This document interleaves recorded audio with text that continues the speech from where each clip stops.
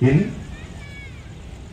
out in out in out in கீழே போடுங்க. இப்போ அப் அண்ட் டவுன் சைடில் மேலே இங்கே கையை சைடில் மேலே தூக்குங்க, மேலே கீழே மேலே கீழே மேலே கீழே மேலே கீழே. இனி right left right left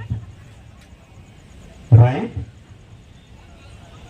right and left.